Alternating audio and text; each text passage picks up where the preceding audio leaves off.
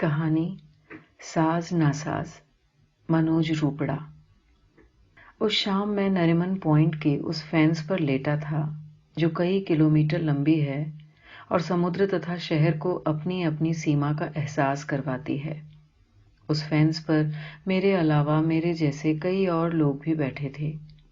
उनमें से कुछ लोग शहर की तरफ पीठ फेर कर बैठे थे और कुछ समुद्र की ओर, लेकिन मैंने दोनों पहलुओं पर टांगे फैला रखी थीं और पीठ के बल लेटकर आसमान को देख रहा था। मेरी दाईं ओर समुद्री लहरों के थपेड़े थे और बाईं तरफ तेज रफ्तार से बहती मुंबई। मैं समुद्र और शहर से तटस्थ होकर मॉनसून के बादलों की धींगा मस्ती देख रहा था और सोच रहा था कि काश इस शहर में मेरा भी कोई दोस्त होता। मुंबई आने से पहले मैंने अपने शहर में दोस्ती यारी की एक बहुत जीवंत और सक्रिय हिस्सेदारी वाली जिंदगी गुजारी थी, और यहाँ जिस्मों की इतनी लथपथ नजदीकियत के बावजूद कोई भी चीज मुझे छू नहीं पा रही थी।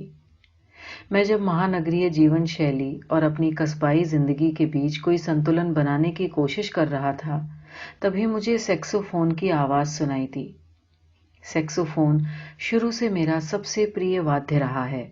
रेडियो या रिकॉर्डों पर सैक्सोफोन की धुनें सुनते हुए मुझे जिस भरे पूरे आनंद का एहसास होता है, उसकी तुलना किसी भी तरह हार्दिक और शारीरिक मेल मिलाप से की जा सकती है। मैं तुरंत उठा, जैसे मुझे दोस्त ने पुकारा हो। मैंने गर्दन फेर कर पीछे देखा। मुझसे थोड़ी दूर एक बूढ़ा सैक्सोफोनिस्ट समुद्र और डूबते सूरज को एक करुण धुन सुना रहा था। उसके कंधे पर एक चितकबरा कबूतर बैठा था। उसकी सफेद दाढ़ी और लंबे बालों की एक लटकती हुई लट पर सूरज की अंतिम सुनहरी किरण पड़ रही थी। उसके सांस का गोल किनारा भी एक सुनहरे तारे की तरह टिमटिमा रहा था। ये दृश्य इतना सिनेमैटिक था कि मैं उसे देखता ही रह गया। जो धुन वो बजा रहा था वो कुछ जानी पहचानी सी लगी। स्मृति पर जोर देने पर याद आया, वो पेटेटेक्स की धुन blue sea and dark cloud बजा रहा था। पहले मुझे लगा कि ये बूढ़ा कोई विदेशी है, क्योंकि किसी देशी के हाथ और फेफड़े पर शहनाई और बांसुरी के मामले में तो भरोसा किया जा सकता है, पर सैक्सोफोन पर ऐसी धुन तो कभी एक शक्तिशाली लहर की तरह उठती है और कभी पत्थरों से पछाड़ खाकर दूधिया फेन में तब्दील हो जाती है, तो कभी बादलों की तरह घुमड़कर बरस पड़ती है। कोई भी भारतीय इतने साफ ढंग से बजा सकता है, इसमें मुझे संदेह था। ये सिर्फ बिटनिक लोगों के उन्मत्त और उद्दाम फेफड़ों के बूते की बात थी, जो किसी घराने के शास्त्रीय नियमों के दास नहीं होते। मैं जरा और पास गया और मैंने देखा, उस बूढ़े के कपड़े और उसका शरीर खुद अपने प्रति की गई बेरहम लापरवाही से ग्रस्त और त्रस्त थे। उसकी हालत मानसिक रूप से विक्षिप्त किसी ऐसे लावारिस आदमी जैसी थी जो महीनों से नहाया न हो, जिसके सिर और दाढ़ी के बेतरतीब बाल आपस में चिपक कर जटाओं में बदल जाते हैं, जिसके शरीर पर मैल की मोटी परतें जम जाती हैं और इतने कपड़े चीकट हो जाते हैं कि उसका असली रंग तक पहचान में नहीं आता। मेरे अलावा अब कुछ और लोग भी वहां जमा हो गए। चूंकि वो कोई लोकप्रिय फिल्मी धुन नहीं बजा रहा था, इसलिए लोगों की दिलचस्पियां दूसरे आकर्षणों की तरफ फिसल गईं। लोगों के आने जाने और पल दो पल के ठिठक कर खड़े होने का ये क्रम काफी देर तक चलता रहा। कुछ देर बाद हवा अचानक सपाटे से चलने लगी। फिर वो सपाटेदार हवा एक तूफान में तब्दील हो गई। उधर आसमान में मानसूनी बादलों का काला दल तेजी से आगे बढ़ा और इससे पहले कि कोई कुछ सोच पाता, मौसम की पहली बारिश ने मुंबई के चेहरे पर एक तमाचा जड़ दिया। मैंने इतनी अचानक आक्रामक बारिश पहले कभी नहीं देखी थी। सिर्फ सुना था कि मुंबई में बरसात किसी को माफ नहीं करती। अगले ही पल लोग इधर उधर भागने लगे, जैसे अचानक लाठीचार्ज शुरू हो गया हो। मैं लोगों की हड़बड़ाहट में शामिल नहीं हुआ, क्योंकि वहां दूर दूर तक न कोई शेड था, न कोई सुरक्षित ठिकाना।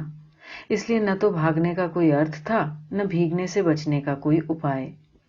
हवा और पानी के इस घमासान से हर चीज अस्त व्यस्त हो गई, लेकिन वो बूढ़ा अभी तक उसी तन्मयता से सैक्सोफोन बजा रहा था।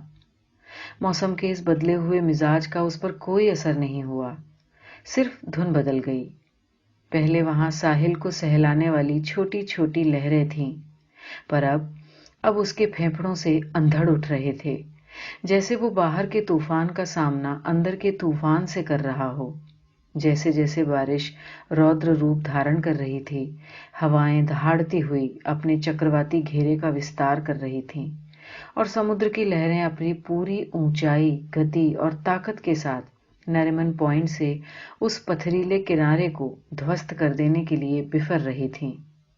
वैसे वैसे उस बूढ़े की धमनियों से उसकी निरंकुश और प्रतिघाती भावनाएं खून को खौलाती हुई बाहर आ रही थीं। मुझे लगा अगर ये तूफान कुछ देर और नहीं थमा तो यहाँ खून खराबे की नौबत आ सकती है, और हुआ भी वही।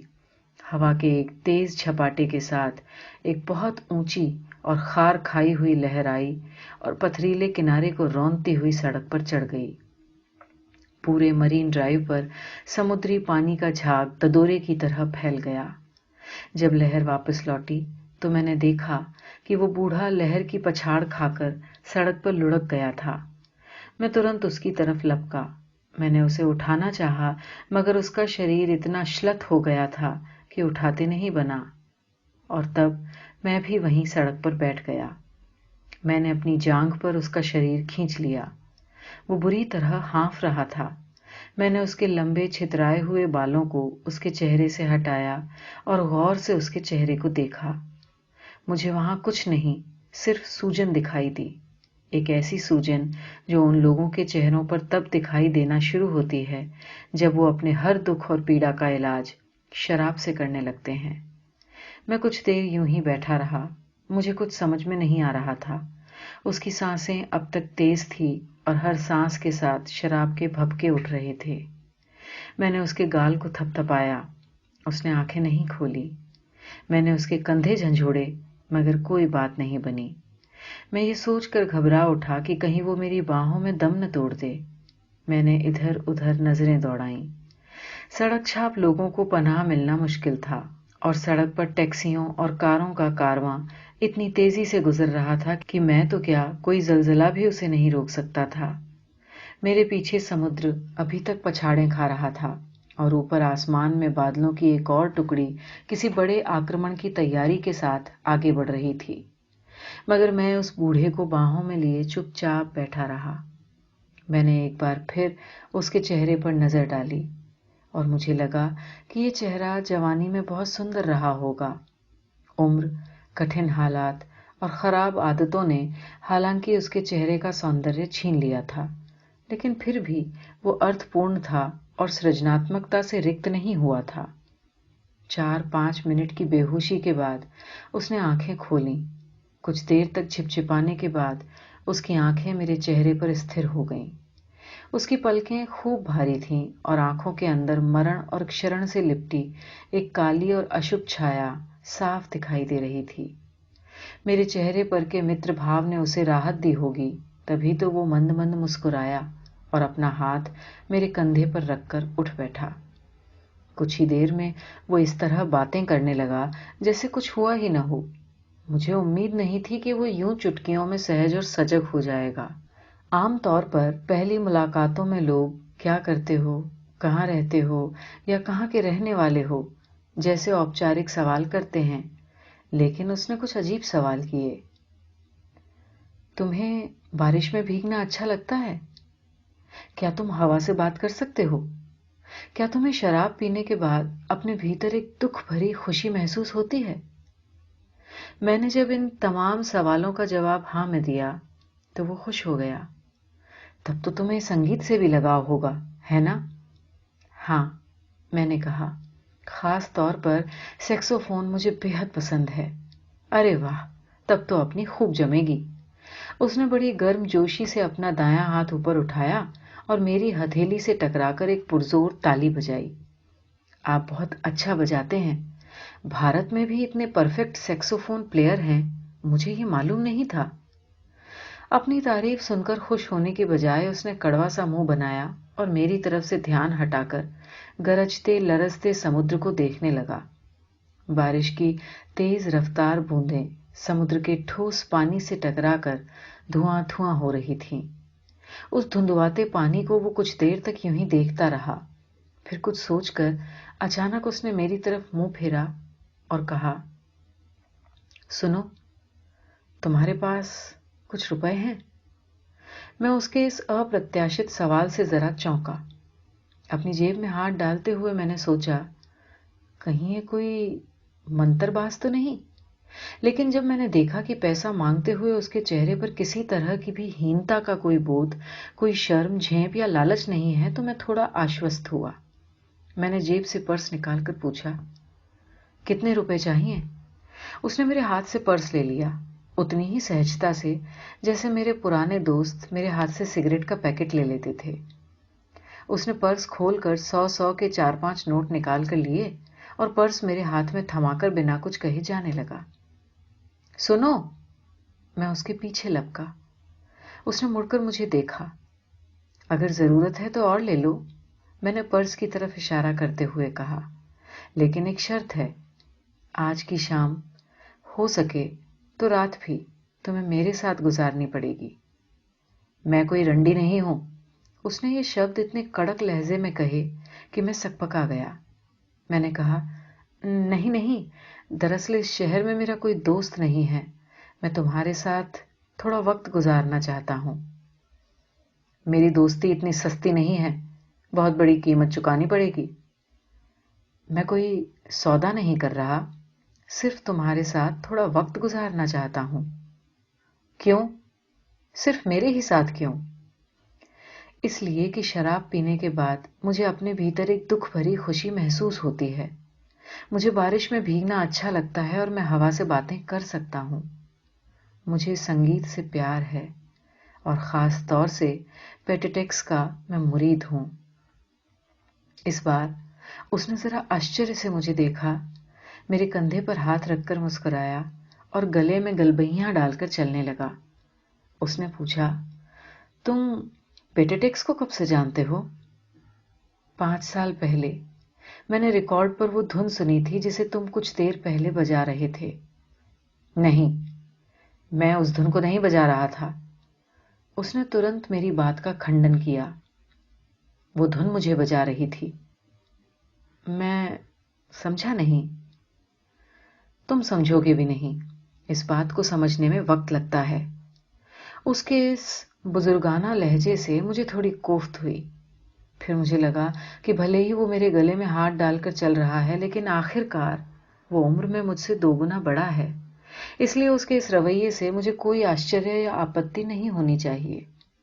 मैंने चलते चलते यूं ही पूछ लिया, आपने सैक्सोफोन बजाना कब से शुरू किया?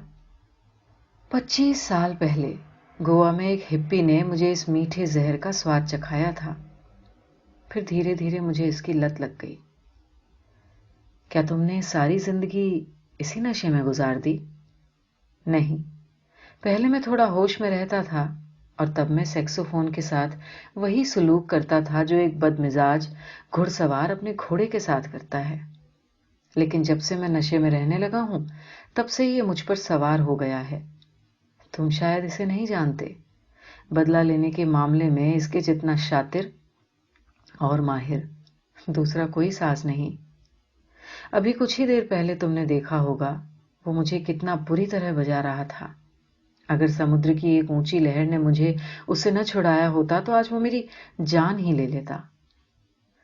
तो फिर तुम इस जहरीले नाक को हमेशा अपने साथ क्यों रखते हो? उसने सैक्सोफोन को बहुत अजीब नजरों से देखा और मुस्कुराने लगा। कहानी जरा उलझी हुई है, चलो कहीं बैठकर बात करते हैं। उसने मेरा हाथ अपने हाथ में थाम लिया। पटरी पर पैदल चलने वालों में केवल हम ही 2 थे जो पानी से लिथड़ी हवा और हवा से लिपटे पानी से संसर्ग से रोमांचित हो रहे थे। उस गीली हवा ने अचानक हमारे भीतर प्यास जगा दी, एक ऐसी कुड़कुड़ाती प्यास जो सिर्फ शराब से बुझाई जा सकती थी। बूढ़े के हाथ की पकड़ अचानक मजबूत हो गई। सड़क क्रॉस करने के लिए वो आगे बढ़ा और समुद्र किनारे की पटरी को छोड़कर سامنے اس پٹری پر چڑھ گیا جو مچلتے ہوئے شہر کی ہلچلوں کے کنارے کنارے کافی دور تک پھیلی تھی۔ کچھ ہی دیر بعد ہم دونوں ایک بیئر بار کے سامنے کھڑے تھے۔ دروازے پر کھڑے دربان نے تپاک سے سلام بجا کر دروازہ کھولنے کے بجائے ذرا جھجکتے ہوئے پریشان نگاہوں سے ہمارے گیلے لبادوں کو دیکھا، خاص طور سے بوڑھے کے کیچڑ سے سنے اور پھچپچاتے جوتوں کو۔ چکٹ کپڑوں نے اس کی ناک بھوں کو سکڑنے کے لیے مجبور کر دیا تھا، مگر چونکہ ہم گراہک تھے، کوئی بھکاری نہیں، اس لیے مجبوراً اسے دروازہ کھولنا پڑا۔ ہم اندر داخل ہوئے اور فرش پر بچھے خوبصورت قالین پر بنا کوئی ترس کھائے اپنے جوتوں کے بدنما دھبے پیچھے چھوڑتے ہوئے ہال کے بیچوں بیچ پہنچ گئے۔ ہم جیسے ہی کرسی پر بیٹھے، ایک بہت سجی دھجی لڑکی ہمارے پاس آئی۔ اس نے پیشے ور مسکراہٹ کے ساتھ مجھ سے ہاتھ ملایا اور بوڑھے کے نزدیک بیٹھ کر اس کی گردن میں اپنی بانہ ڈال دی۔ ہیلو بھاؤ انکل، کہاں تھے اتنے دن؟ ہم کو بھول گئے کیا؟ مسکا مت مار، بوڑھے نے اپنی گردن سے اس کا ہاتھ ہٹا دیا۔ جا جلدی سے رم لے کر آ۔ وہ تھوڑی بناوٹی ناراضگی ظاہر کرتی ہوئی اٹھ کر جانے لگی، پھر اچانک ایک خاص ادا سے اپنے بال پیچھے کی اور جھٹکتے ہوئے مجھ سے مخاطب ہوئی، کیا آپ بھی رم لیں گے؟ میں نے ہاں میں گردن ہلا دی۔ اس نے ایک بار کی مجھے بہت گہری نظروں سے دیکھا، جیسے مجھے پورے کا پورا ایک ہی بار میں نگل لینا چاہتی ہو۔ میں نے نظریں جھکا لی۔ شراب کے آنے کا انتظار کرنا بوڑھے نے ضروری نہیں سمجھا۔ وہ بنا کسی بھومکا کے اپنی کہانی بتانے لگا۔ اس کے لہجے، بولنے کے لیے چنے ہوئے شبدوں اور ابھیویکتی میں کوئی تارتمیہ نہیں تھا۔ ایک سلسلے وار ترتیب سے بولتے بتانے کے بجائے وہ یہاں وہاں اور جہاں تہاں سے ٹکڑے بٹور رہا تھا۔ سیکسوفون کے بارے میں بات کرتے کرتے اچانک وہ بار میں کام کرنے والی لڑکیوں کے بارے میں بولنے لگا۔ لڑکیوں کو پھٹکارنے پچکارنے کے بعد اس نے شراب نوشی پر اپنا سنکشپت مگر سار گربھت ویاکھیان سماپت ہوتے ہی وہ اچانک ایک قبرستان میں گھس گیا۔ اپنے ایک دوست کی قبر کے سامنے تھوڑی دیر چپ چاپ کھڑے رہنے کے بعد وہ لگ بھگ بھاگتے ہوئے باہر نکلا اور پھر ہاتھ پکڑ کر مجھے اپنے پیچھے کھینچتے ہوئے دادر کی ایک چال میں لے گیا، جہاں 20-25 سال پہلے وہ اپنے کچھ ساجندے ساتھیوں کے ساتھ رہتا تھا۔ وہ سب فلموں کے لیے بیک گراؤنڈ میوزک کمپوز کرتے تھے، اس وقت کی بہترین آمدنی کو بدترین ڈھنگ سے خرچ کرتے تھے۔ 1 گھنٹے کی بات چیت کے بعد کل ملا کر جو گراف بنا وہ کئی طرح کے اتار چڑھاؤ والا گراف تھا۔ اس پر اور اس کے تمام ساتھیوں پر کوئی نہ کوئی دھن سوار تھی۔ وہ اس کی طرح ہی دھنی لوگ تھے جو نہ تو دنیا کا کوئی لحاظ کرتے تھے اور نہ اپنے آپ کو کوئی رعایت دیتے تھے۔ وہ اپنے لیے کوئی سنکیرن سیما نردھارت نہیں کرتے۔ ان میں کوئی ایک کیندری بھاو یا وشیش گن نہیں ہوتا۔ وہ گنوں اور درگنوں کے بیچ کے فرق کو مٹاتے ہوئے اپنی ایک الگ اور عجیب سی حالت بنا لیتے ہیں۔ اس کے اس دور کے لگ بھگ سبھی ساتھی سنگیت اور خبط کے شکار تھے۔ ان میں سے جو کچھ سمجھدار تھے بعد میں فلموں کے سنگیت نردیشک یا A گریڈ کے آرٹسٹ بن گئے، باقی سب تو وہیں کے وہیں رہے۔ لیکن ان دنوں کام لگاتار ملتا تھا اور آمدنی اچھے ہونے کے کارن وہ نئے آکرشنوں اور للچانے والے کامک اور رسیلے بازار کے سامنے اپنے آپ کو خرچ کرنے سے روک نہیں پائے۔ وہ سب شرابی تھے، جواری تھے، ویشیاگامی اور ادھار خور تھے، مگر شروع سے آخر تک کلاکار تھے۔ یہی وہ سازندے تھے جنہوں نے بھارتیہ فلم سنگیت کو پروان چڑھایا تھا۔ اسی پیڑھی نے آزادی کے بعد کے بھارتیہ من کی گہرائیاں اور اونچائیاں ناپی تھیں۔ انہی بے سرے پیکڑوں نے بھاوناؤں کے سبھی تار چھیڑ کر اور سانس کے ساتھ سانس ملا کر اپنے یگ کی دھڑکنوں کو لے دی تھی۔ 1.5-2 گھنٹے بعد جب ہم بار سے باہر نکلے تب آسمان میں بادلوں کے بیچ پھر کانا پھوسی چل رہی تھی، لیکن چونکہ ہم پہلے ہی ایک بڑے آندھی طوفان کا سامنا کر چکے تھے اور صرف باہر سے ہی نہیں بھیتر سے بھی بھیگ چکے تھے، اس لیے اب کسی بھی طرح کے گیلے پن سے ہمیں گریز نہیں تھا۔ میرا بوڑھا دوست شراب کے 3 پیالوں کے بعد ذرا کڑک ہو گیا تھا۔ اس نے اپنی پیٹھ سیدھی کر لی اور سینہ تان کر اتنے گرو سے چلنے لگا جیسے پورے ممبئی کا مالک ہو۔ उसके इस मालिकाना रवैये में दारू पीकर भड़ास निकालने वाले किसी कमजोर और कायर आदमी की झूठी अकड़ नहीं, बल्कि एक मौलिक विरोध पर आधारित आक्रामकता थी। हम दोनों चलते जा रहे थे, बिना ये तय किए कि जाना कहाँ है। न उसे कहीं पहुंचने की जल्दी थी, न मुझे। हमारी उद्देश्यहीनता इस शहर की उद्देश्यपरक व्यस्तताओं के साथ टक्करें ले रही थीं। फुटपाथ पर वीटी की तरफ जाने वाली एक तेज रफ्तार भीड़ में हम दोनों किसी गीले लबादे की तरह उलझ गए थे। भीड़ की चुस्ती और फुर्ती के बरक्स हमारा ढीलापन सिर्फ थकान या नशे की वजह से नहीं था, बल्कि ये एक प्रतिक्रिया थी। मुझे अभी पक्का भरोसा हो गया था कि मेरा बूढ़ा दोस्त भी उस चुस्त दुरुस्त और फटाफट कामयाबी के खिलाफ है जो मनुष्य से उसका निर्दोष आनंद छीन लेती है। मैंने चलते चलते उसके चेहरे पर निगाह डाली। वो मदमस्त था। उसकी चाल में बदलाव आ गया था। चलते चलते वो एक दुकान के सामने अचानक रुक गया। दुकान के अगले हिस्से में एक बड़ा शोकेस था जिसमें तरह तरह के वाद्य यंत्र रखे गए थे। उनके बीच एक बहुत बड़ा इलेक्ट्रॉनिक कीबोर्ड पड़ा था। वो बूढ़ा उस कीबोर्ड को बड़े गौर से देखने लगा। मैंने सोचा शायद उसमें कोई गौर करने लायक विशेषता होगी, पर मैंने देखा कि बूढ़े के चेहरे पर अचानक एक बड़ी लहर आई और एक ही पल में उसका मिजाज बदल गया।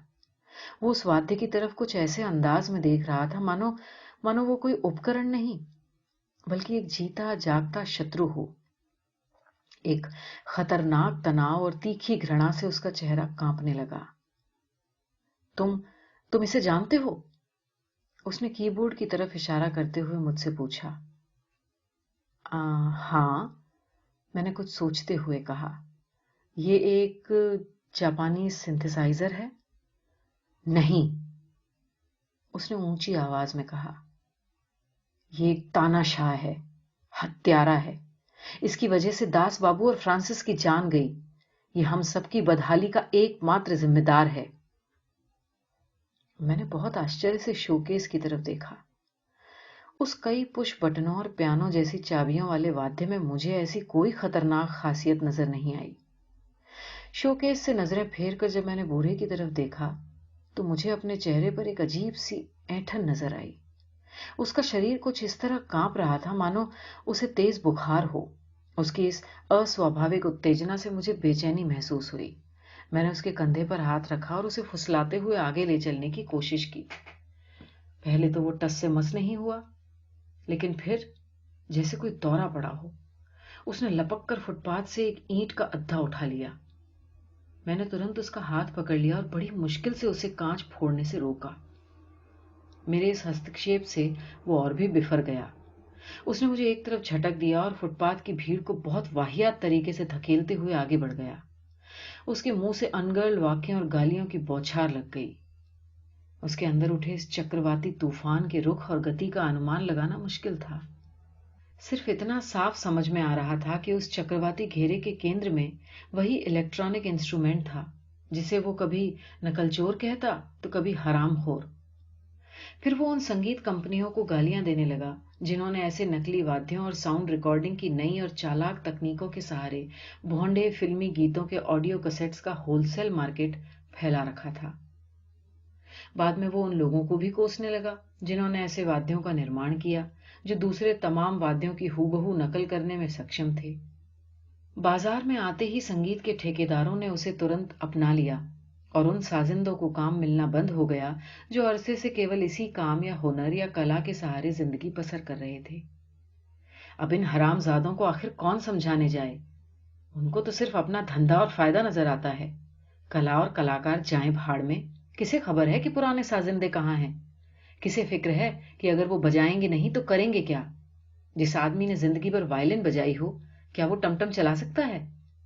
क्या तबला बजाने वाला हाथ मसाज का काम कर सकता है? और पियानो पर थिरकने वाली उंगलियां, क्या उन्हें कसाई की दुकानों पे मुर्गियों की आंतें छटवाई जाए? कैसा लगेगा? पता नहीं वो किससे सवाल कर रहा था। थोड़ी ही देर में वो ये भी भूल गया कि मैं उसके साथ हूं। मुझे उसके चेहरे पर पागलपन के चिन्ह साफ दिखाई देने लगे। वो अचानक फुटपाथ से उतरकर सड़क क्रॉस करने लगा। वहां न तो जेब्रा क्रॉस था, न पैदल चलने वालों के लिए कोई सिग्नल। चालू ट्रैफिक में उसके यूं अचानक घुस जाने से एक साथ कई वाहनों का संतुलन बिगड़ गया। एक सिटी बस की चपेट में आने से वो बाल बाल बचा, मगर उसे बचाने के चक्कर में एक टैक्सी मार्ग विभाजक से टकरा गई और टैक्सी के इतने अचानक रुकते ही पीछे तेज रफ्तार से आती कई कारें और टैक्सियां असंतुलित हो गईं। टैक्सियों और कारों के ड्राइवर गुस्से में फनफनाते हुए नीचे उतरे और बूढ़े को घेर लिया। ट्रैफिक हवलदार ने बूढ़े को जब उस घेरे से बाहर निकाला तो मैंने देखा कि उसकी नाक और जबड़े से खून बह रहा था, मगर वो खून पहुंचने या घाव को सहलाने के बजाय चेतावनी भरे शब्दों में पता नहीं किसे गालियां बक रहा था।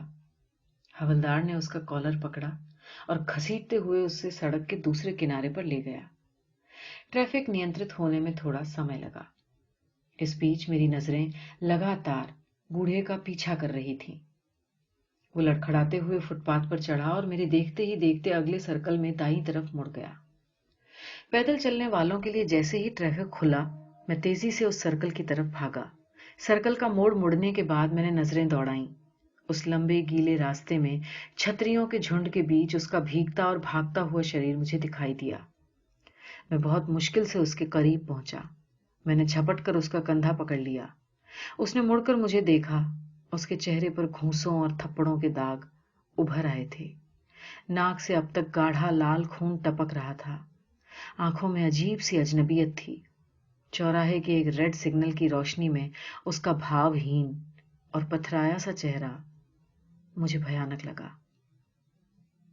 तुम्हारा घर कहाँ है? मैंने पूछा। करीब से गुजरते वाहनों के हॉर्न की वजह से शायद उसे मेरी बात समझ नहीं आई।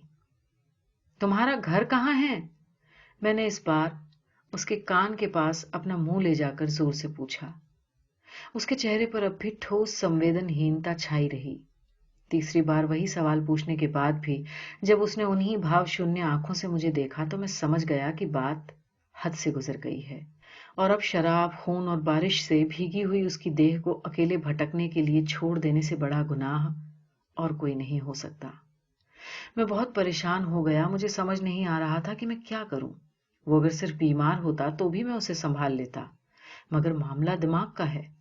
उसके पागलपन में अगर मुझे वो युक्ति संगत व्यवस्था न दिखती जिसे हम जीनियस कहते हैं, तो शायद मैं उसे वहीं छोड़कर चला जाता, क्योंकि मुझ पर समाज सेवा का दौरा कभी नहीं पड़ा और न ही मेरे अंदर कोई ऐसा मदर टेरेसा ही नर्म कोना था जिसमें मैं ऐसे पागलों और लावारिसों को पनाह देता।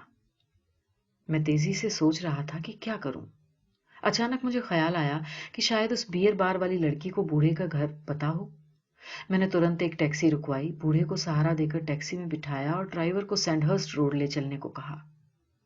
जब हम वापस सैंडहर्स्ट रोड के बार में पहुंचे तब तक रात के 11:30 बज चुके थे।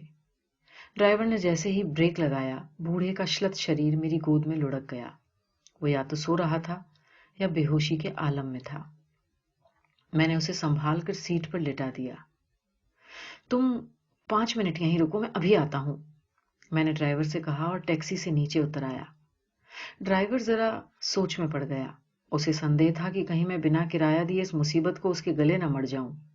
मैंने 50 रुपए का एक नोट उसके हाथ में थमाया और सीढ़ियां चढ़कर बार के अंदर दाखिल हुआ। दरवाजा खुलते ही संगीत की एक बहुत तेज आवाज ने मुझ पर हमला किया। वो खोपड़ी को सनसना देने वाला संगीत था। मैंने ध्वनियों का इतना भयंकर इस्तेमाल पहले कभी नहीं सुना था। कुछ देर की चकराहट के बाद हल्की नीली रोशनी में मैंने उस लड़की को खोजना शुरू किया। वो लड़की डांसिंग फ्लोर पर कुछ और लड़कियों के साथ नाच रही थी। मैंने आगे बढ़कर उसका ध्यान अपनी ओर आकर्षित करने की कोशिश की। वो एक मालदार आदमी को रिझाने के लिए बार बार अपने बाल लहराकर कूल्हे मटका रही थी। सामने की कुर्सी पर बैठा वो अधेड़ अय्याश, जिसके गले और उंगलियों में सोना बहुत अश्लील ढंग से चमक रहा था, उस लड़की की हर अदा पर 100 के नोट निछावर कर रहा था। बहुत कोशिश और इशारे करने के बाद भी जब लड़की ने मेरी तरफ ध्यान नहीं दिया तो आखिरकार मुझे भी जेब से नोट निकालने पड़े।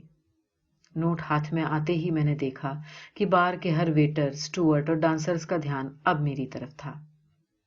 लड़की की तरफ मैंने सिर्फ एक नजर देखा और वो मुस्कुराती हुई मेरे पास आ गई।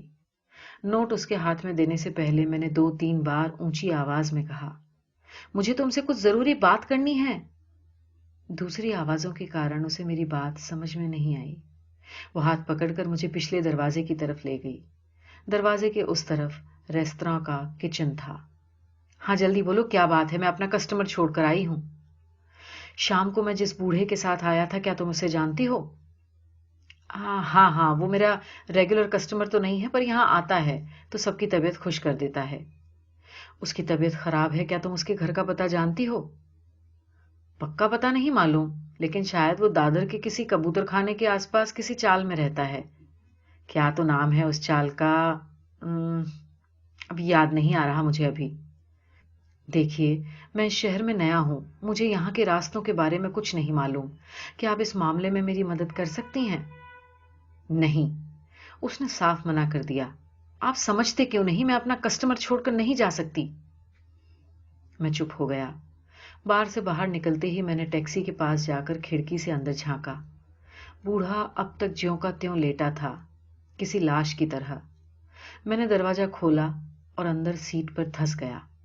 دادر لے چلو، میں نے ڈرائیور سے کہا. مجھے اپنی آواز بہت تھکی اور ہاری سی جان پڑی. ڈرائیور نے ترنت چابی گھما کر انجن سٹارٹ کیا. تھوڑی دور جا کر ایک یو ٹرن مارا اور لمبی چوڑی سڑک پر ٹاپ گیئر میں ٹیکسی دوڑا دی. میں نے ایک سگریٹ سلگا لی اور اپنے وچاروں کو خاموشی سے چبانے لگا، یہاں تک کہ میری کنپٹیاں دکھنے لگیں. ان چبائے ہوئے وچاروں کی لگدی میں پتہ نہیں کب شونیہ نکلا اور کب اس شونیہ کے بوجھ سے دب کر میری آنکھیں مند گئیں. ڈرائیور نے جب کندھا تھپ تھپا کر مجھے نیند سے جگایا تو مجھے کچھ سمجھ نہیں آیا. میں نے اپنا سر زور سے جھٹک کر خماری اور نیند کو دور ہڑکایا اور بوڑھے کو ہوش میں لانے کے لیے ہلایا ڈلایا، لیکن صرف ہوں ہوں کرنے کے علاوہ اس نے کوئی حرکت نہیں کی. آخر نیچے اتر کر میں نے اس کی باہوں کے نیچے ہاتھ ڈال کر اسے دروازے سے باہر کھینچا. میں جب بوڑھے کے شریر کو گھسیٹتے ہوئے سڑک کے کنارے لے جا رہا تھا، میں نے تب دیکھا کہ باوجود بے ہوشی کے بوڑھے نے اپنا بیگ نہیں چھوڑا. اس کا پورا شریر بے ہوش تھا، لیکن وہ پوری طرح ہوش میں تھا کہ جس ہاتھ سے اس نے بیگ سے باہر جھانکتی سیکسوفون کی گردن کو پکڑ رکھا تھا. میں نے اس کی دیہ کو کبوتر خانے کی گرل سے ٹکا دیا، پلٹ کر ٹیکسی کا بھاڑا چکایا اور رسٹ واچ کی طرف دیکھا. 3:15 بج رہے تھے. وہ رات اور صبح کے بیچ کی ایک ایسی گھڑی تھی جب نہ تو میں کچھ کر سکتا تھا نہ کہیں جا سکتا تھا. کچھ دیر ادھر ادھر کی سوچنے کے بعد میں بھی بوڑھے کے پاس گرل سے پیٹھ ٹکا کر بیٹھ گیا. رات کے اس آخری پہر میں جب ساری حرکتیں سو چکی تھیں اور کہیں سے کوئی آواز نہیں آ رہی تھی، مجھے اپنے دل کی دھڑکنیں سنائی دیں. میں اپنے بارے میں سوچنے لگا. اپنے باپ کی دولت سے دشمنی مول لینے کے بعد میں جس طرح سے تچھ آمود پرمود میں زندگی کو خرچ کر رہا تھا، اس میں کسی سمجھدار انوراگ کی کوئی گنجائش نہیں تھی. اپنی سوتنتر اپرتبدھتا کی شیخی جس کے لیے میں نے اپنے کریئر تک کو لات مار دی تھی، اسے قائم رکھنے کے لیے میں ہمیشہ جس سوکھی اکڑ کا استعمال کرتا تھا، اس میں بارش، شراب، خون اور سیکسوفون کی ایک کرن دھن نے نمی لا دی تھی. میں اس نمی کے نرم آگوش میں ایک تھکے ہوئے بچے کی طرح سو گیا. ایک ساتھ کئی پنکھوں کی پھڑپھڑاہٹ نے مجھے نیند سے جگایا. میں نے آنکھیں ملتے ہوئے ادھر ادھر دیکھا. بوڑھا ندارد تھا. ایک بار پھر پیٹھ کے پیچھے پنکھوں کی پھڑپھڑاہٹ سنائی دی.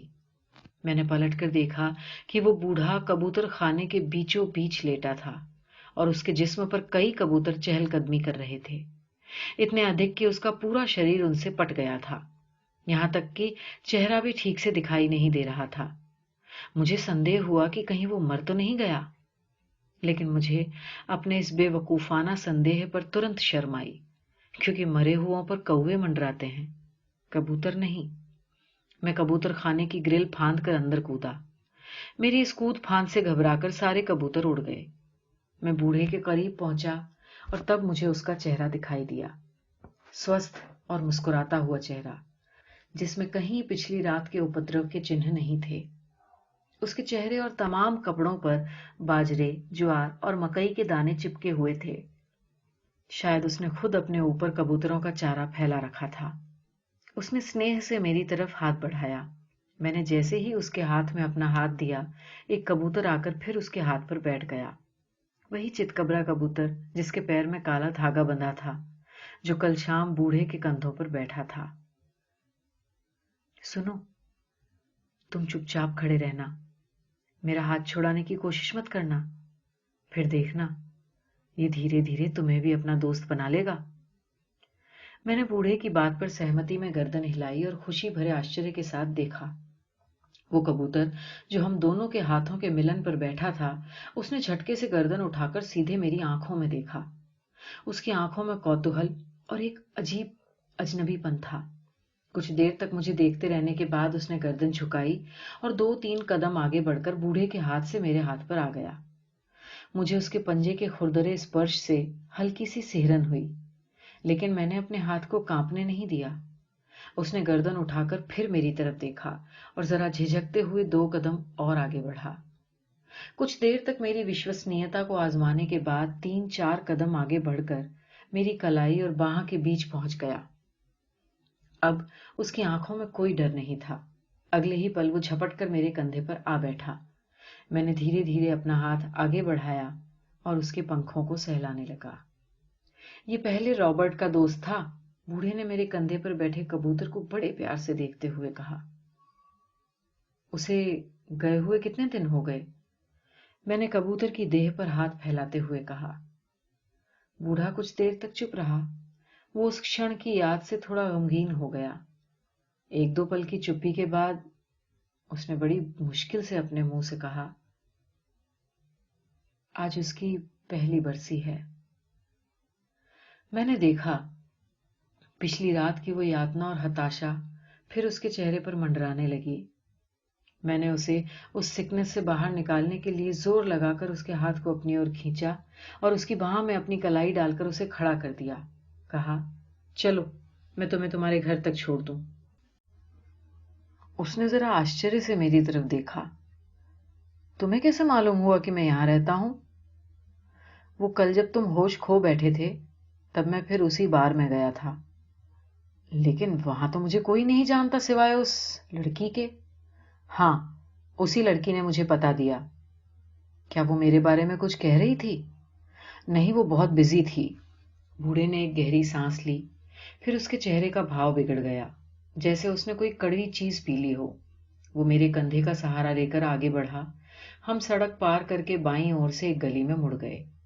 उसने मेरी तरफ देखे बगैर पूछा, जानते हो वो लड़की कौन थी? मैंने इनकार में सिर हिलाया और जिज्ञासा से उसकी तरफ देखा। वो कुछ कहना चाहता था पर कहते कहते रह गया। उसके चेहरे पर फिर कड़वेपन को निगलने का कष्ट उभर आया। आगे जाकर वो एक और पतली गली में मुड़ गया। वो मुश्किल से 8-10 फीट चौड़ी गली थी, जिसके दोनों तरफ चालें थीं। लकड़ी के बरामदों और सीढ़ियों वाली बहुत पुरानी गली और सीली हुई चालें, जिनके हर कोने में ठहरी हुई बासी हवा, उमस, ऊब और अंधेरे ने स्थायी कब्जा कर रखा था। चरमराती हुई सीढ़ियों पर रेलिंग के सहारे चढ़ने के बाद हम दूसरे माले की चौथी खोली पर पहुंचे। उसने बहुत जोर जोर से हाँफते हुए अपनी जेब से चाबी निकाली और दरवाजे का ताला खोल दिया। मैं अब चलता हूं, मैंने उससे विनम्र शब्दों में इजाजत ली। उसने जरा प्यार भरी नाराजगी से मुझे देखा और कहा, मैं अभी इतना गया गुजरा नहीं हूं कि तुम्हें एक कप चाय भी न पिला सकूं। वो हाथ पकड़कर मुझे अंदर खींच ले गया। अंदर सामान के नाम पर सिर्फ एक पलंग और एक मेज थी। पलंग के ऊपर एक बहुत गंदा सा बिस्तर बिछा था, जिसके सिरहाने पैताने का कोई ठिकाना न था। कमरे की दीवारों पर जब मेरी नजर गई तो मुझे बहुत आश्चर्य हुआ। दीवारों पर जगह जगह कीलें गड़ी हुई थीं और उन पर तरह तरह के वाद्य टंगे थे। सबसे पहले मेरी नजर तबले पर गई, जिसका चमड़ा उधड़ गया था और उसके अंदर चिड़ियों ने घोंसला बना लिया था। तबले की बगल में एक टूटा हुआ वायलिन था, जिसके तार नदारद थे। दीवार के कोने में सारंगी थी, मकड़ी के जाले से घिरी हुई। सारंगी के ऊपर बांसुरी लटक रही थी, जिसके छेदों में फफूंद जमी थी और उसके माउथ पीस को दीमक ने चाट लिया था। नीचे फर्श पर हारमोनियम पड़ा था, जिसकी हड्डी पसली एक हो चुकी थी। मैं तब तक इन अवशेषों का अवलोकन करता रहा था जब तक बूढ़ा बरामदे में जाकर किसी छोकरे को चाय के लिए आवाज देकर लौट नहीं आया। चाय लेकर जो छोकरा आया, उसने चाय की प्यालियां हमारे हाथ में थमाने की बजाय अपनी जेब से एक छोटी सी नोटबुक और कलम निकाली। बूढ़े ने दोनों चीजें हाथ से ले ली। वो उस उधार खाते के गंदे पन्नों को उलटने लगा। फिर एक पन्ने पर कुछ लिखने के लिए जैसे ही उसने कलम आगे बढ़ाई, लड़के ने बीच में टोक दिया, अभी की 2 कटिंग मिलाकर 70 चाय हो जाएगी। सेठ मेरे ऊपर बोम मार रेला है, जब भी पैसा देंगा तभी चाय देना, ऐसा बोलेला है। बूढ़े ने केवल एक बार उस लड़के की तरफ देखा, फिर जेब से रात के पानी से भीगे हुए नोट निकाले। एक 50 और एक 100 का नोट निकालकर लड़के के हाथ में थमाया, उधार खाते को फाड़कर गैलरी से बाहर खुली सड़क पर फेंक दिया और चाय की प्यालियां उसके हाथ में बहा दी। लड़के पर उसके इस व्यवहार का कोई असर नहीं पड़ा। वो चुपचाप ग्लास उठाकर चला गया। कुछ देर तक वहां खामोशी छाई रही। फिर अचानक उस पर दौरा पड़ा। तुम बैठे रहना, मैं अभी आता हूं। उसने कड़वा सा मुंह बनाया और गैलरी पार करके धड़ाधड़ सीढ़ियां उतर गया। बुढ़ापे की तुनक मिजाजी कई बार बचपने की नादानी से बदतर साबित होती है। और फिर इस बूढ़े का मामला तो और भी गड़बड़ था। मुझे लगा कि इस बखेड़ेबाज आदमी के साथ अगर मैं ज्यादा देर तक रहा तो कभी भी किसी बड़े झंझट में फंस सकता हूं। एक पल के लिए मुझे एक ख्याल आया कि चुपचाप यहां से खिसक जाऊं, लेकिन मेरी जिज्ञासा अभी तक शांत नहीं हुई थी। मैं और ज्यादा गहराई में जाकर इस आदमी के भीतर के उस स्वर को सुनना चाहता था जो दुनिया के कई अंगड़ खंगड़ प्रलापों के नीचे दबा था। मुझे एक डर यह भी था कि कहीं उस स्वर को खोजते खोजते मैं इतना नीचे न चला जाऊं कि मेरी वापसी मुश्किल हो, क्योंकि नीचे काई थी, उलझी हुई करुणा थी और कई पथरीले कटाव जिनमें उलझ उलझ कर मैं डूब सकता था। लेकिन बावजूद इस डर के मेरी मनस्थिति उस लालची गोताखोर जैसी थी जो दक्षिणाव्रत शंख पाने के लिए जिंदगी भर गोते लगाता है, बिना जान की परवाह किए, बिना ये जाने कि जो चीज वो पाना चाहता है उसकी असली पहचान क्या है। जब पिछली बातें याद करता हूं तो मुझे अपनी चरम जिज्ञासा के कारण अपने आप को दोष देने का कोई कारण नजर नहीं आता। मेरी उत्कंठा के पीछे छुपी हुई नीचता नहीं थी, मैं बस थोड़ा सा उलझ गया था। और चूंकि ये उलझन बहुत नाजुक थी, इसलिए अपनी तमाम तटस्थता के साथ उसके बावजूद मैं इस चिपचिपाहट से खुद को छुड़ा नहीं पा रहा था। उसके अजायब घर में उसका इंतजार करते करते आखिर में थक गया। रात की निशाचरी के कारण मेरा सिर भी सनसना रहा था। कुछ ही देर में मुझे झपकी लग गई। एक हल्की आहट से जब मेरी आंखें खुली तो मैंने देखा कि वो मेरे सामने 2 प्याले लेकर खड़ा था, लेकिन उनमें से चाय की खुशबू नहीं, देसी शराब के भभके उठ रहे थे। उसने एक ग्लास मेरी तरफ बढ़ाया और दूसरा अपने होठों से लगा लिया। एक ही सांस में पूरा ग्लास खाली करने के बाद उसने शर्ट की बाह से अपना मुंह पोंछा और बहुत अजीब नजरों से मुझे देखा। उसकी सुर्ख आंखें और उसकी अराजक तरीकों से स्पष्ट था कि वो कल की तुलना में आज ज्यादा फॉर्म में है। उसका वो हाथ कांप रहा था जिस हाथ में उसने मेरे लिए शराब का प्याला थामा था। ये मेरा नहीं, रॉबर्ट मास्टर का कमरा है। तुम अभी मेरे नहीं, रॉबर्ट मास्टर के मेहमान हो। रॉबर्ट घराने की सुबह की शुरुआत दारू से होती है। अगर तुम्हें इस घराने के अदब कायदों को सीखना है तो ग्लास मुंह से लगा लो। मैं धीरे से मुस्कुराया और उसके हाथ से ग्लास लेकर एक ही सांस में खाली कर दिया। वेरी गुड, वेरी गुड, तुम भी हमारी लाइन के आदमी हो, जमेगी, अपनी खूब जमेगी। उसने खुशी से चहकते हुए फिर 2 ग्लास तैयार किए और हमने उस दिन का आगाज एक ऐसे ढंग से किया जिसका अंजाम कुछ भी हो सकता था। शराब का पहला प्याला किसी बाज की तरह झपटते हुए मेरे सीने में उतरा था। दूसरे प्याले की शराब जरा धीरे धीरे किसी चील की तरह मंडराने लगी। मैं धीरे धीरे बहुत ऊपर उठता चला गया, लेकिन नीचे की तमाम चीजें मुझे उतनी ही साफ नजर आने लगी। दूसरा ग्लास खत्म करने के बाद मैंने दीवार पर लटकते वाद्यों को गहरी नजर से देखा। इस बार मेरे देखने में कुछ फर्क था। कुछ ही देर पहले मेरे लिए ये चीज बेजान थी, लेकिन अब उनमें से कोई अर्थ ध्वनित हो रहा था। मुझे अपने इन दोस्तों से नहीं मिलवाओगे? मैंने वाद्यों की तरफ इशारा करते हुए पूछा। बूढ़ा अपने ग्लास में कंपकंपाती शराब को बड़े गौर से देख रहा था। उसने भौहें उठाकर मेरी तरफ देखा, फिर सीधे दीवार की तरफ नजरें उठा दी। وہ بڑے عجیب ڈھنگ سے مسکرایا.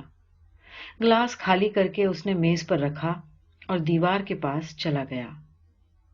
سب سے پہلے طبلے پر اس نے اپنا ہاتھ رکھا اور کہا, یہ رفیق خان ہیں, استاد سلیم الدین خان صاحب کے سب سے چھوٹے اور سب سے آوارہ لونڈے. پہلے کانگریس ہاؤس میں کسی بائی کے مجرے میں طبلہ بجاتا تھا, بعد میں فلم لائن میں آ گیا. طبلے کو پیچھے چھوڑ کر اس نے سارنگی پر انگلی رکھی. اور یہ سلیم بھی اسی کا جوڑی دار تھا. اس کی سنگت میں بعد میں یہ واسوکی پرساد اور یہ جمنا داس بھی بگڑ گئے. اس کا اشارہ اب بانسری اور شہنائی کی طرف تھا. یہ چاروں اپنے فن اور دھن کے پکے تھے, مگر ان کے جیون میں کوئی لے تال نہیں تھی. بہت بے سرے اور بے تالے تھے چاروں کے چاروں, مگر تھے بہت ایماندار, اس میں کوئی شک نہیں. ایک بار چاروں وادیوں کو بہت ناز اور پیار سے دیکھنے کے بعد اس نے زمین پر پڑے ہارمونیم پر نظر ڈالی. یہ نتن مہتا کا ہارمونیم ہے. یہ لونڈا سب سے زیادہ چالو تھا. 5 سال پہلے ہمارے پاس سارے گاما سیکھنے آیا تھا, اور آج بہت پاپولر میوزک ڈائریکٹر ہے, کیونکہ اس کی انگلیاں ہارمونیم سے پھسل کر ترنت سنتھسائزر پر چلی گئی تھیں اور نیت سنگیت سے اچڑ کر دھندے پر. ہر طرح کے چانس اور اسکوپ میں اپنی ٹانگ گھسیڑتے ہوئے اس نے ایک ایسا دھندرا دھور مچایا کہ کچھ سمجھنا مشکل ہو گیا. بعد میں اسے ایک سندھی پارٹنر مل گیا. اس نے سنگیت کے دھندے کو بہت بڑے پیمانے پر انویسٹمنٹ کیا. پرانے ساز اور سازندوں کی جگہ نئے ینتر آ گئے. پہلے ریکارڈنگ کے دوران 150-200 سازندے جمع ہوتے تھے, پر اب ان تمام سازوں کی آوازوں اور ان کے الگ الگ ایفیکٹس کے لیے کیول ایک ہی الیکٹرانک ینتر کافی ہے. اس ینتر کے خلاف میں نے اور رابرٹ نے کئی بار آواز بلند کی.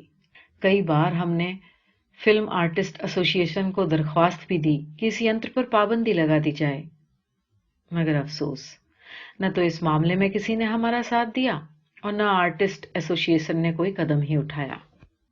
اپنے کچھ ساتھیوں کا پریچے دینے اور گزرے ہوئے حالات کی لمبی تفصیل پیش کرنے کے بعد اس نے سگریٹ کا پیکٹ جیب سے نکالا. ایک سگریٹ اپنے ہونٹوں کے بیچ رکھ کر اس نے پیکٹ میری طرف بڑھایا. میں نے چپ چاپ سگریٹ سلگا لی. 2-3 گہرے کش کھینچنے کے بعد وہ بہت غور سے اور کچھ سہانوبھوتی پورن نظروں سے وائلن کو دیکھنے لگا. سب سے زیادہ مجھے داس بابو پر ترس آتا تھا. بیچارے A گریڈ کے آرٹسٹ ہوتے ہوئے بھی C گریڈ کی زندگی جیتے تھے. بہت شرمیلے اور سنجیدہ آدمی تھے.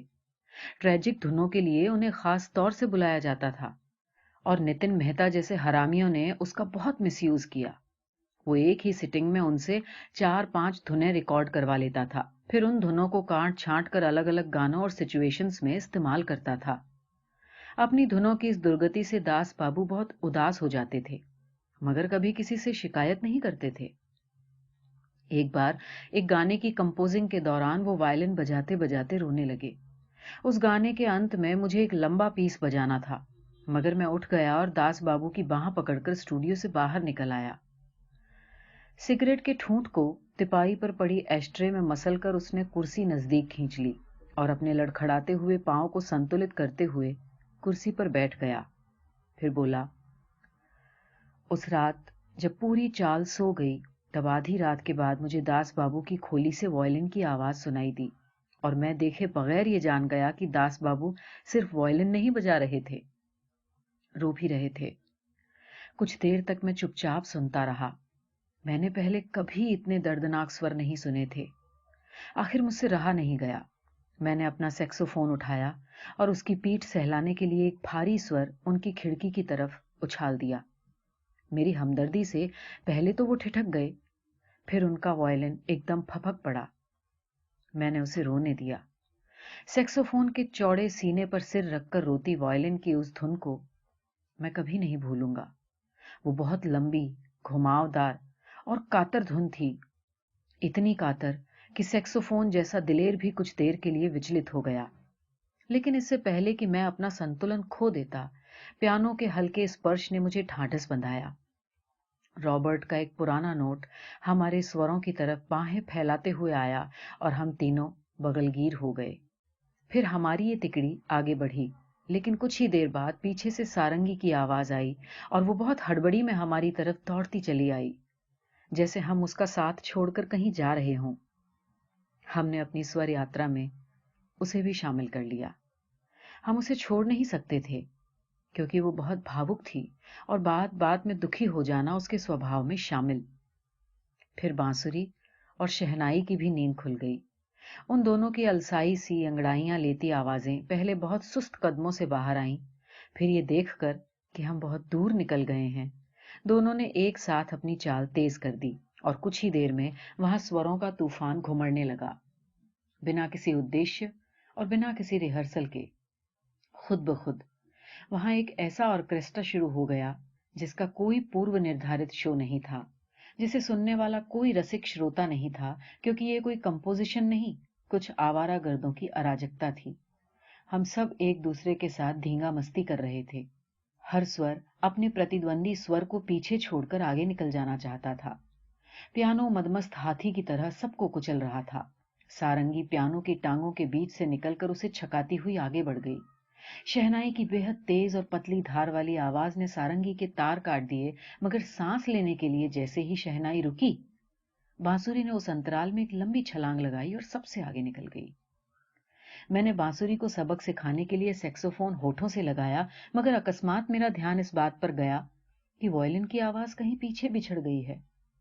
کچھ دیر تک میں دھیان دے کر سنتا رہا کہ شاید دوسری تیز آوازوں کے کارن وائلن کی آواز دب گئی ہوگی، لیکن نہیں، وہ کہیں نہیں سنائی دے رہی تھی۔ باقی سب بہت مستی میں تھے، اس لیے انہیں کچھ پتا نہیں چلا، لیکن میں تھوڑا سجگ تھا۔ ذرا اور دھیان دینے پر مجھے یہ آبھاس ہوا کہ سنگیت کی سنگت میں کہیں کچھ اسنگت ہو رہا تھا۔ مجھے کسی چیز کے توڑے جانے کی آواز سنائی دے رہی تھی، اور یہ سوراگھات بہت بھیانک تھے۔ ان میں کسی چیز کو ہمیشہ کے لیے ختم کر دینے والا ہتھیارا پن تھا۔ 2-3 بڑے آگھاتوں کے بعد وہ آواز بند ہو گئی اور میں سوچ میں پڑ گیا۔ مجھے حالانکہ یہ سمجھ میں نہیں آیا کہ وہ کس چیز کے پٹکنے یا پیٹنے کی آواز تھی، مگر یہ تو صاف ظاہر تھا کہ وہ آواز داس بابو کی کھولی سے ہی آئی تھی۔ میں نے سیکسوفون میز پر رکھ دیا اور دروازہ کھول کر باہر گیلری میں نکل آیا۔ سامنے کی چال میں سب کھڑکی دروازے بند تھے۔ داس بابو کی کھولی کے دروازوں کی دراروں سے بلب کی پیلی روشنی کی لکیریں چمک رہی تھیں۔ بیچ بیچ میں ان چمکتی لکیروں کو کوئی پرچھائی کاٹ دیتی تھی۔ وہ لکیریں جب بار بار اور بہت تیزی سے کٹنے لگی تب مجھے معلوم ہوا کہ اندر کوئی چھٹپٹا رہا ہے۔ میں تیزی سے سیڑھیاں چڑھ گیا۔ داس بابو کی کھولی کے بند دروازے کے سامنے پہنچ کر میں نے اپنے دھڑ دھڑاتے سینے کو ایک ہاتھ سے تھاما اور دوسرے ہاتھ سے دروازے کو دھکیلا۔ اندر داس بابو فرش پر گرے پڑے تھے۔ وائلن کے ٹکڑوں کے بیچ فرش پر وہ اپنا سینہ تھامے چھٹپٹا رہے تھے۔ میں نے لپک کر انہیں اپنی باہوں میں لے لیا۔ مجھے دیکھ کر ان کے چہرے پر ہلکی سی راحت تو آئی، مگر اگلے ہی پل کسی اگیات شکتی نے ان کے چہرے پر پونچھا مار دیا۔ داس بابو کے جیون کے انتم کھڑوں کا جو بھیانک ورنن اس بوڑھے نے کیا، وہ کافی دیر تک ایک فلم کی طرح میری کلپنا میں گھومتا رہا۔ بوڑھے کے چپ ہو جانے کے باوجود اس کے شبد میرے کانوں میں گونجتے رہے۔ میں اس سنترست کر دینے والے اثر کے جب باہر آیا تو میں نے دیکھا کہ بوڑھا کسی گہری سوچ میں ڈوبا تھا۔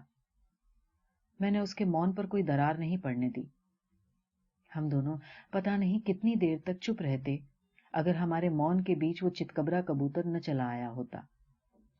وہ پہلے کمرے کی دہلیز پر بیٹھا کوتوہل بھری آنکھیں مٹکاتے ہوئے باری باری سے ہم دونوں کو دیکھتا رہا، پھر اڑ کر بوڑھے کی گود میں جا بیٹھا۔ بوڑھا حالانکہ کسی خیال میں کھویا تھا، لیکن اس کے ہاتھ عادتاً کبوتر کے پنکھوں کو سہلانے لگے۔ وہ اتنے پریشان کیوں رہتے تھے؟ میں نے ذرا سنکوچ سے پوچھا۔ کون؟ بوڑھے نے میری طرف دیکھ کر کہا۔ داس بابو، میں نے کہا۔ بوڑھا اس سوال سے پھر اپسیٹ ہو گیا۔ اس نے پھر کڑوا سا منہ بنایا اور اچانک کھڑا ہو گیا۔ اس کا ہاتھ پھر کانپنے لگا۔ اس کمکمپاہٹ کو قابو میں کرنے کے لیے اس نے اپنی مٹھیاں بھینچ لی۔ اس کے چہرے سے لگ رہا تھا کہ وہ بفر اٹھے گا، مگر وہ کچھ کر نہیں پایا۔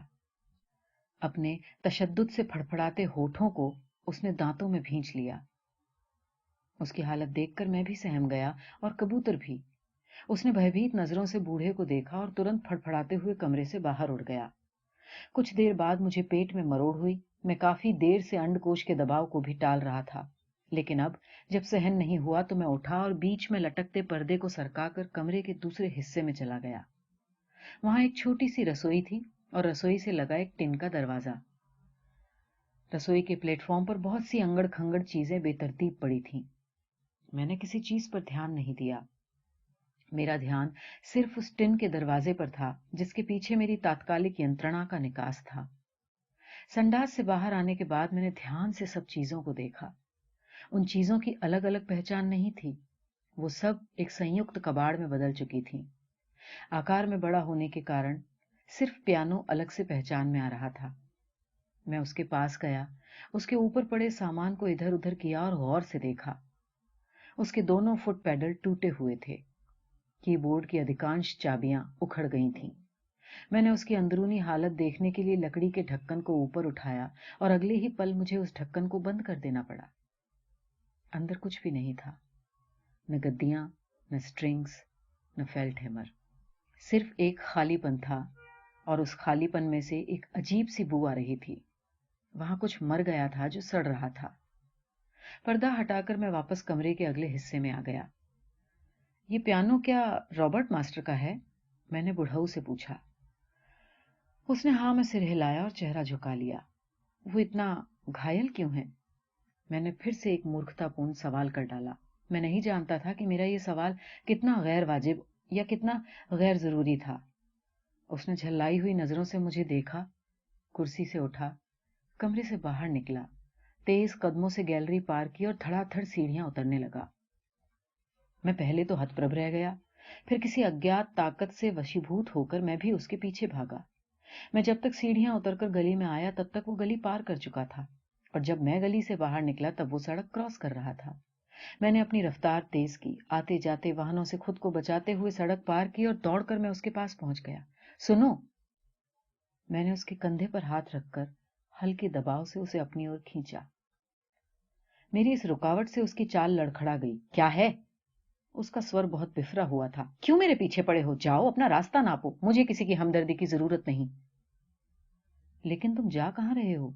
मैं कहीं भी जाऊं, तुम कौन होते हो पूछने वाले? तुम्हें क्या मतलब है? मतलब है, मैंने इस बार जरा कड़ी आवाज में कहा।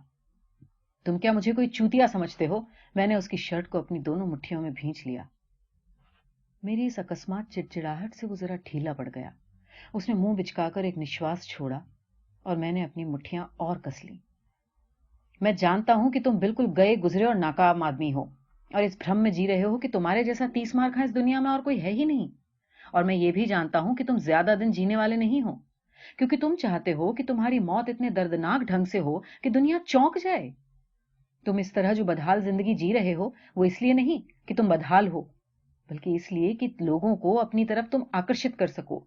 तुम अपने शरीर पर इन चित्रणों को उसी तरह सजा कर रखते हो जिस तरह रंडियां अपने चेहरों को सजाती हैं। नशे में चूंकि मैं भी था, इसलिए थोड़ा लाउड हो जाना स्वाभाविक था। Go and fuck your art, मैंने चिल्लाकर कहा, और फिर तेजी से पलटकर मैं तेज कदमों से चौराहे की तरफ जाने लगा।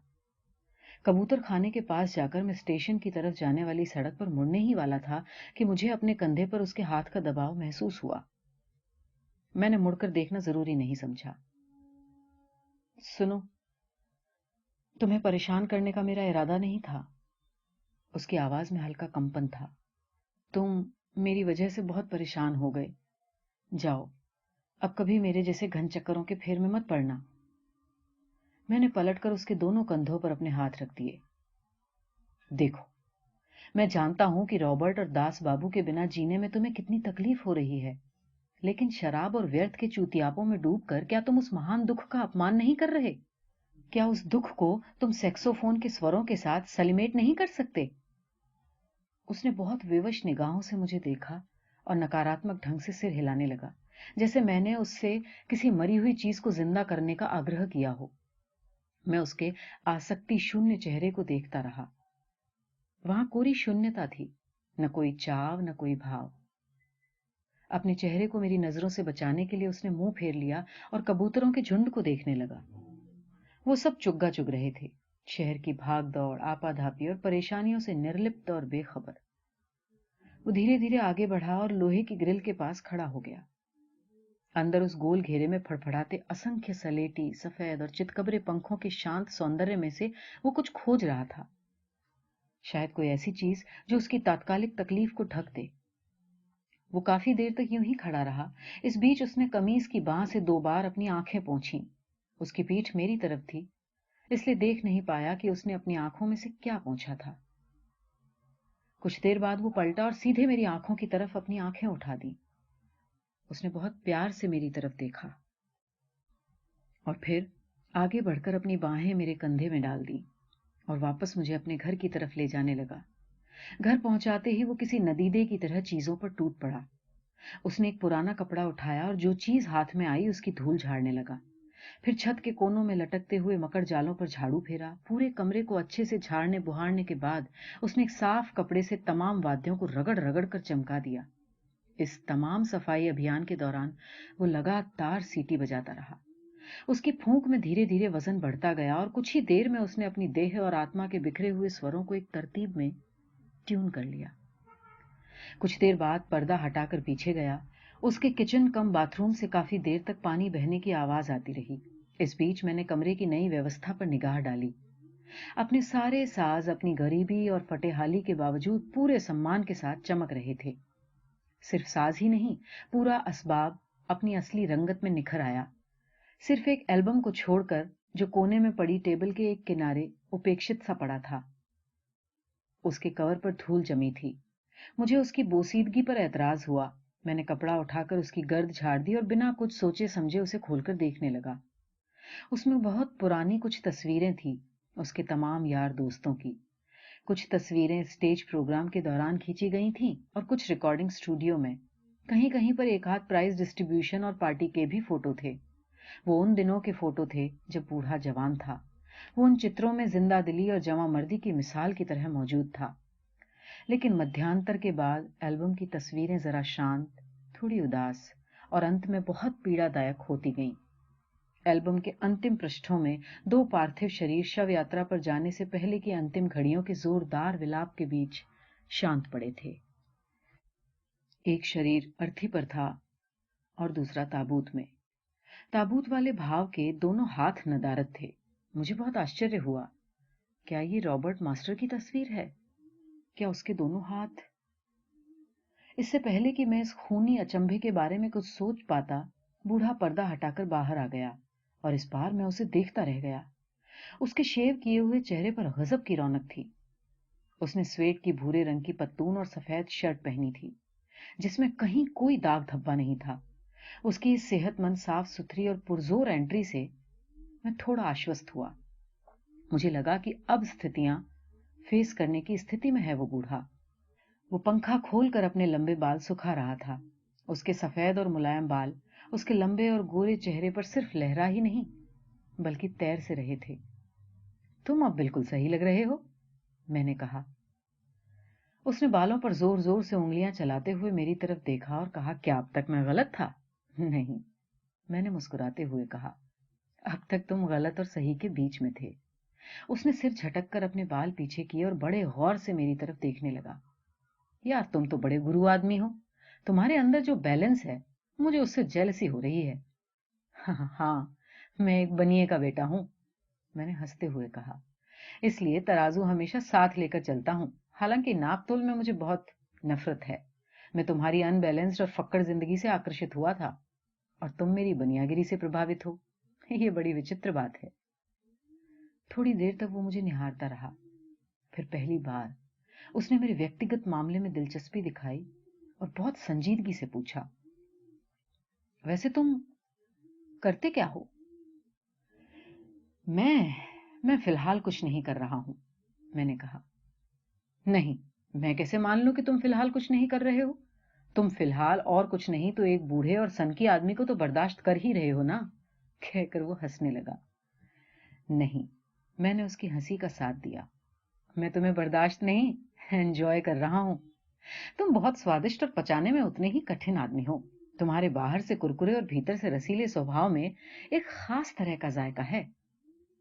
وہ اور بھی زور سے ہنسنے لگا. پھر اس نے اپنا سیکسوفون والا بیگ اٹھا لیا، میز کی درار سے ایک گفٹ پیکٹ نکالا اور میرا ہاتھ پکڑ کر گھر سے باہر آ گیا. تمہارا گھر مجھے گھر جیسا کم اور ریہرسل روم جیسا زیادہ لگتا ہے، میں نے جینا اترتے ہوئے کہا. دراصل اس نے سیڑھیوں سے نیچے اترنے کے بعد میرے کندھوں پر ہاتھ رکھتے ہوئے کہا، یہ کمرہ ہم سب نے مل کر کرائے پر لیا تھا ریہرسل کے لیے، لیکن بعد میں یہ عیاشی کا اڈا بن گیا اور ان لوگوں کے لیے تو اس سے بڑی کوئی پناہ گاہ تھی ہی نہیں جو گھر سے الگ ہو گئے تھے یا الگ کر دیے گئے تھے. میرا اور رابرٹ کا کھانا پینا، نہانا دھونا، سونا اٹھنا سب یہیں ہوتا تھا. وہ ایک بار پھر اپنے وگت میں لوٹ گیا، لیکن اس بار کی واپسی کچھ الگ طرح کی تھی. اس کے لہجے میں کسی صدمے کے تاتکالک بیان کی بوکھلاہٹ نہیں تھی، استھرتا تھی، ایک ویوستھت پرواہ تھا. باوجود ہر طرح کی بدسلوکی کے ہم سب آپس میں ایک تھے. ہمارے جھگڑے کئی بار مار پیٹ کی نوبت تک بھی پہنچتے تھے، لیکن جب سنگت ہوتی تھی تب ساری باتیں بھلا دی جاتی تھیں. لیکن ایک عرصے بعد جب سنگیت کے دھندے میں چینج آیا تو سب بدل گیا، سب کچھ. ہمارا گروپ بکھر گیا، صرف ایک گریڈ کے کچھ آرٹسٹ بچ گئے، لیکن سینئر ہونے کے باوجود مجھے اور رابرٹ کو کام کے موقع بہت کم ملتے گئے، کیونکہ جس طرح کی کمپوزنگ نئے دور میں چل رہی تھی اس میں نقل پر آدھارت چوتیاپوں کی بوچھار تھی اور پیانو یا سیکسوفون جیسے گمبھیر وادیوں کی اکیلے پیس کے لیے کوئی جگہ نہیں تھی. چلتے چلتے وہ رک گیا اور پھر مجھے کھینچنے لگا. اس نے سڑک پار کی اور ہم ایک کیفے میں گھس گئے.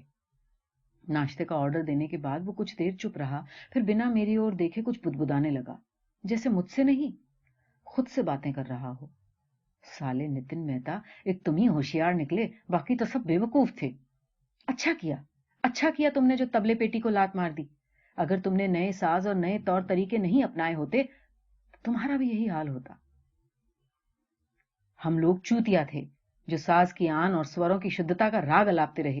رابرٹ تو اپنے آپ کو بہت تیس مارکھاں سمجھتا تھا، کیونکہ اس کے جیسا پیانو ماسٹر پورے ممبئی میں کوئی نہیں تھا. اس نے تمہارے نئے ینتروں کا مذاق اڑایا تھا. وہ اسے بچوں کا کھلونا اور کمپیوٹر گیم کہتا تھا. لیکن آج اسی بچوں کے کھلونے کے اس کے ہاتھی کے چاروں پاؤں اکھڑ گئے اس سے.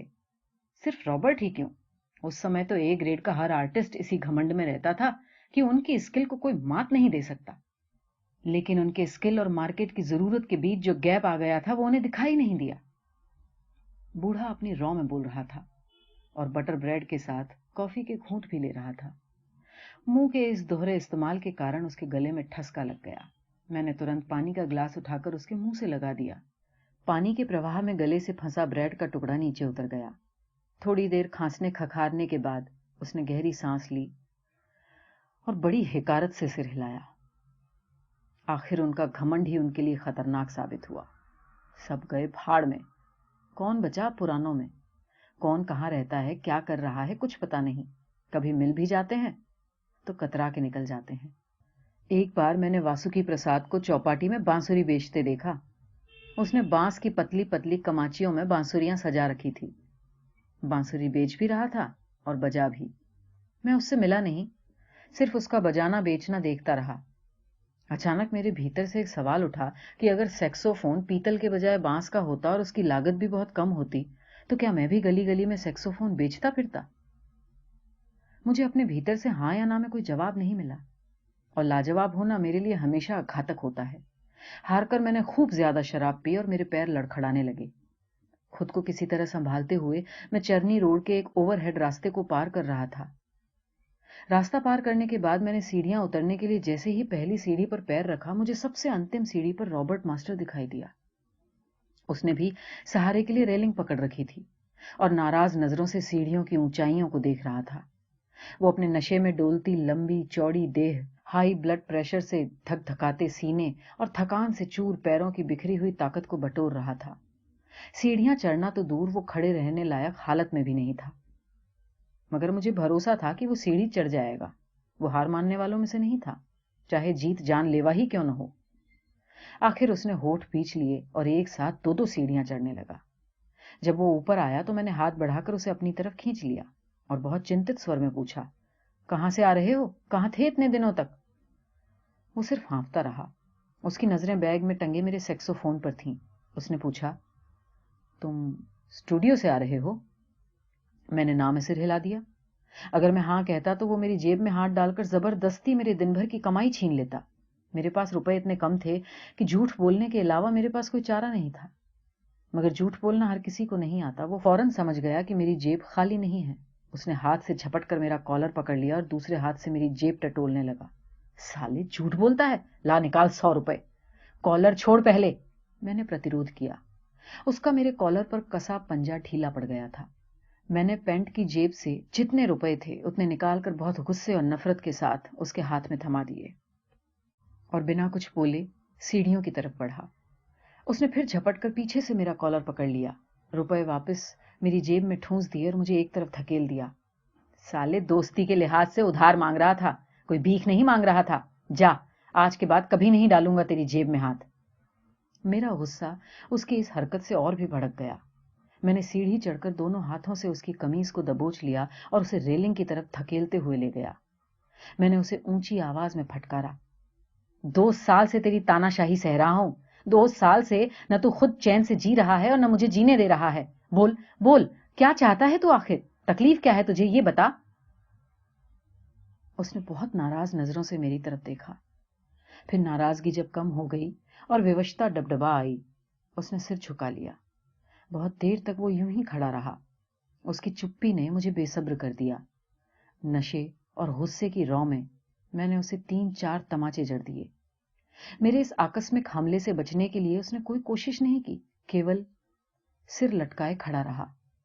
वो अपने भीतर चकराती किसी चीज को पकड़ने की कोशिश कर रहा था। कुछ देर बाद उसने सिर ऊपर उठाया और मेरी बांह पकड़कर मुझे घसीटने लगा। हम जिस अटपटे ढंग से सीढ़ियां उतर रहे थे उसमें कभी भी गिर पड़ने का खतरा था। न तो वो खुद को संभाल पा रहा था, न मुझे संभलने का मौका दे रहा था। आखिर हम दोनों के पांव एक दूसरे से उलझ गए और उस उलझन ने हम दोनों को सरेआम तमाशा बना दिया। एक ऐसा तमाशा जिसे देखने की फुर्सत किसी को नहीं थी। न उसने उस हास्यास्पद स्थिति की परवाह की, न मेरे सिर से बहते खून की। वो फुर्ती से उठा, मेरी कमीज का कॉलर पीछे से पकड़कर मुझे खड़ा कर दिया और भीड़ को धकेलते हुए मुझे बीच सड़क में ले आया। मैंने अपने आप को छुड़ाने की बहुत कोशिश की, मगर रास्ते भर वो मुझे घसीटता रहा और एक नाइट बियर बार के सामने ले जाकर उसने मुझे ऐसे धकेला जैसे कोई हवलदार किसी मुजरिम को लॉकअप में धकेलता है। बार के अंदर बजते तेज संगीत की सनसनाहट और जलती बुझती रंग बिरंगी रोशनियों की चकाचौंध ने एक पल के लिए मेरे दिलो दिमाग को चकरा दिया। हड़बड़ी में मैं एक वेट्रेस से टकरा गया। मैंने सहारे के लिए उस टेबल के कोने को पकड़ लिया। कुछ देर बाद मेरे सिर की चकराहट जब जरा कम हुई, मगर मुझे कुछ समझ नहीं आ रहा था कि रॉबर्ट मुझे वहां क्यों धकेल गया। बाद में एक चीज मुझे सबसे पहले जो समझ में आई वो ये थी कि वहां डांसिंग फ्लोर पर जिस पॉपुलर फिल्मी गाने पर मुजरा चल रहा था उसकी धुन नितिन मेहता ने कंपोज की थी। वही नितिन मेहता जिसके लिए रॉबर्ट के दिल में नफरत के सिवा कुछ नहीं था। तभी वो गाना खत्म हो गया। एक पल की खामोशी के बाद एक बहुत तेज और धमाकेदार डिस्को गीत शुरू हुआ। वो गीत भी उसी फिल्म का था। नितिन मेहता ने स्टीवी वंडर के एल्बम से इसकी धुन लिफ्ट की थी और उसमें राजस्थान का चोली घाघरा, भोजपुरी की कामुक ठुमकी, गुजरात का गरबा और पंजाब के भांगड़े को बहुत भोंडे और अश्लील ढंग से मिलाकर एक बहुत ही अजीब सा कॉकटेल तैयार किया था।